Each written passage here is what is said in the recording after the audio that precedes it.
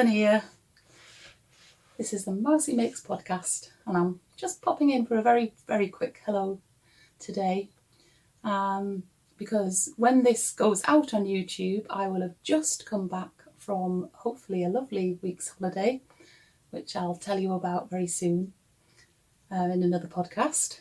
And yeah, I just thought that I would give you a short podcast today consisting only of the Enchanted Forest story that I made.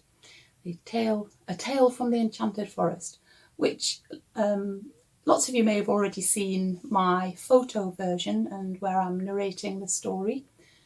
I've decided that since I'd spent all the time making illustrations on the story, that I would put together a video of the illustrations and of me reading it again, so same recording as before, and put the words on the screen as well. So this is just another version of A Tale from the Enchanted Forest. And I might also make it as a separate video in case there's anybody out there who really likes the story and doesn't want me rabbiting on at the start. But for the moment, it's just me saying hello to you, and I hope you enjoy the story.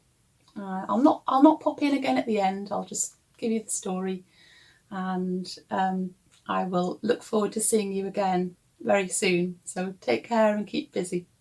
Okay, bye.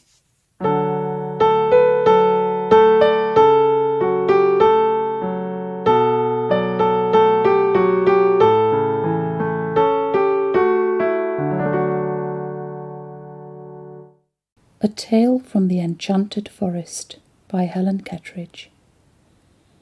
Early one morning, a small golden glow, an enchanted forest began to grow. And before very long, in the moonbeams pale, there began to grow an enchanting tale. It began with a neat little toadstool house, and 3 small gnomes and a fairy mouse. First there was Ragnar, and soon Oswald came, then sweet fairy mouse and Magnus the gnome. As together they pondered who'd come to live there, all they could do was to stand and to stare, and remain very quiet as Froglet jumped out onto a tree stump, knobbly and stout.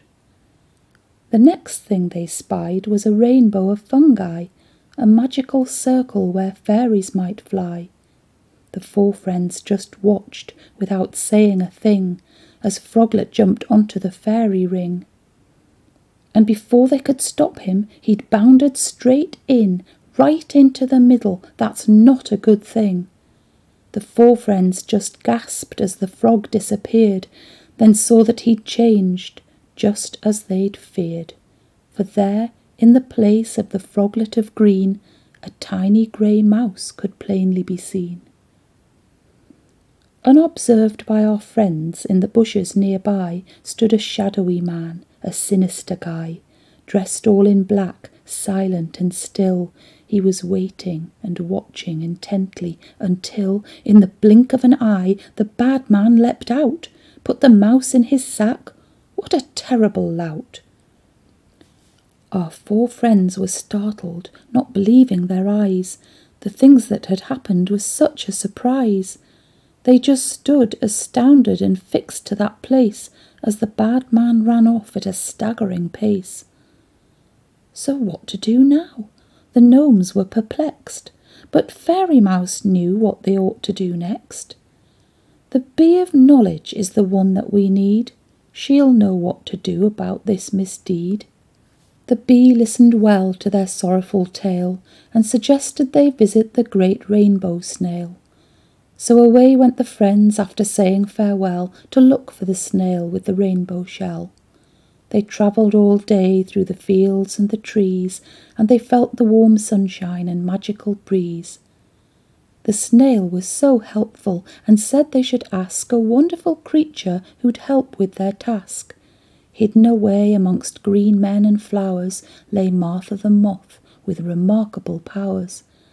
For her magical skills sense all those who are sad when something has happened, distressing or bad. "Follow me," offered Martha. I think I know where the wee mouse is hidden, in Badman's lair. I can follow the sparkly, shimmering traces that float in the air in all sorts of places. They set forth, but soon met a lovely new friend. Pip the pixie was clever, she'd lend them a hand. When the story was outlined, a plan was devised. We need Joseph the bird too, the pixie advised. We'll write Badman a note saying, go to the ring where another wee mouse is sitting therein. So Joseph and Martha flew off on their mission, and Fairy Mouse too joined the grand expedition. The note was delivered. Badman took the bait. He set off directly. He just couldn't wait.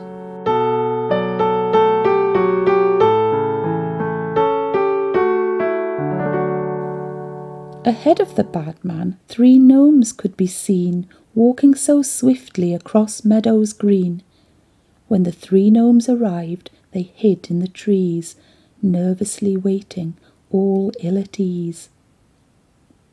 Meanwhile, in a basket, Fairy Mouse found the tiny mouse hidden there, all safe and sound.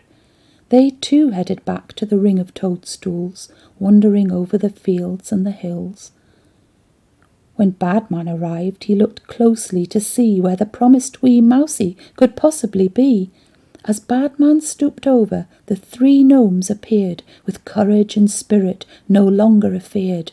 And they pushed the Badman, yes, they pushed him so strongly, he fell in the ring while the gnomes looked on sternly.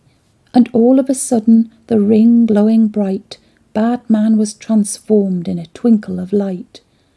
Once more the gnomes gasped, and together they chorused, "Is this the fairy princess of our forest?"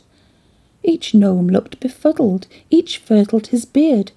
This occurrence is really exceedingly weird.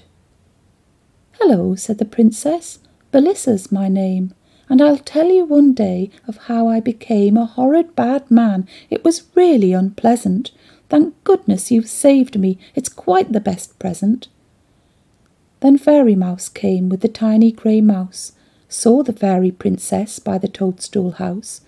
"You've come," cried Belissa. "Quick, Mouse, don't be slow. Can you see that the fairy ring's starting to glow?" The mouse took a leap, the friends all agog. In a flash it had happened, the mouse was a frog. "It's Froglet!" cried Oscar and Magnus and friends. Is this the place where the story now ends? But no.